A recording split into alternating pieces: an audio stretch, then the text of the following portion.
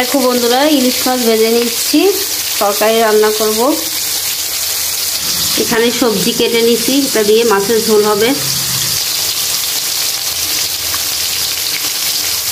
দেখো বন্ধুরা, আমি আলু আর বেগুনটা সুন্দর করে ভেজে নিচ্ছি। দেখো বন্ধুরা, ভেজে রাখা সবজিগুলো তুলে নিয়ে পরে কড়াইতে তেল দিয়ে আমি পেঁয়াজ ভেজে নিচ্ছি। দেখো বন্ধুরা, হলুদের গুঁড়া, মরিচের গুঁড়া, লবণ দিয়ে দিলাম। এবার জল দিয়ে মশলাটা কষিয়ে নিব। দেখো মশলাটা সুন্দর করে কষানো হয়ে গেছে।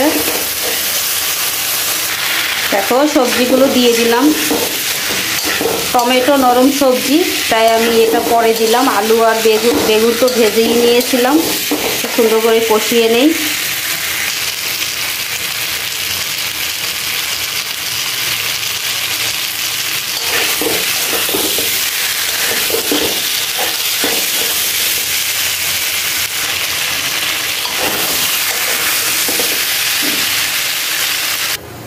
দেখো ঝোলের জন্য জল দিয়ে দিলাম, বেশি একটা দেইনি।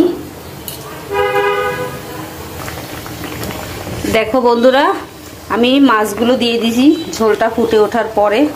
দেখো দেখতে খুব সুন্দর লাগছে মাছের ঝোল। দেখো বন্ধুরা, আমার মাছের ঝোলটা রান্না কমপ্লিট। আমি একটু ভাজা জিরা দিয়ে দিব।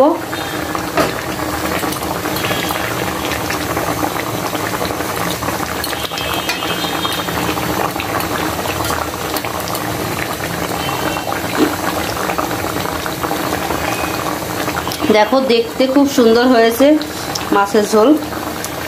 দেখো বন্ধুরা, মাছের ঝোলটা বলে নামিয়ে নিছি। এখন শুধু গরম ভাত দিয়ে খাবো। আরো রান্না আছে বন্ধুরা। দেখো বন্ধুরা, রান্না করব আলু দিয়ে পাতাকপি, আর সাথে আছে মাছের মাথা। তো মাছের মাথা দিয়েই পাতাকপির ঘন্টটা হবে। দেখো বন্ধুরা, মাছের মাথাগুলো হলুদ লবণ মাখিয়ে ভেজে নিচ্ছি। খুব সুন্দর করে লাল লাল মাথাগুলো ভাজবো, তাহলে পাতাকপির ঘন্টটা খেতে খুব টেস্টি হবে। দেখো বন্ধুরা, মাছের মাথাগুলোকে সুন্দর লাল লাল করে ভেজে নিয়েছি। এবার নামিয়ে নিব। দেখো বন্ধুরা, মাছের মাথা ভাজা কমপ্লিট। সেই তেলেই আমি মশলা কষিয়ে নিচ্ছি। দিয়েছি জিরা ফোড়ন আর হলুদের গুঁড়া, মরিচের গুঁড়া, লবণ আর আদা বাটা দিয়ে মশলাটা সুন্দর করে কষিয়ে নিব। মশলাটা অনেকক্ষণ ধরে সুন্দর করে কষানো।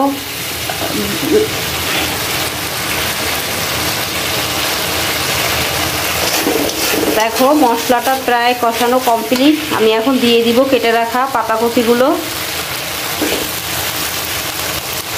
কষানো কমপ্লিট, মশলা দিয়ে তেল ছেড়ে দিয়েছে। দেখো বন্ধুরা, পাতাকপিটা দিয়ে দিছি। পাতাকপি দেওয়াটা দেখানো হয়নি, অনেকগুলো কপি ছিল। তো দেখো এখন সিদ্ধ হওয়ার জন্য ঢেকে দিব।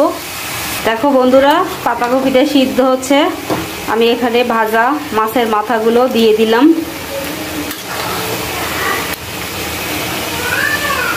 দেখো বন্ধুরা, আমি পাতাকপির উপরে দিয়ে দিছি দেখো একটু গরম মশলা বাটা। সবসময় গুঁড়া ব্যবহার করি, কিন্তু আজকে গরম মশলার গুঁড়া ছিল না, তাই পাটায় বেটে দিয়ে দিছি।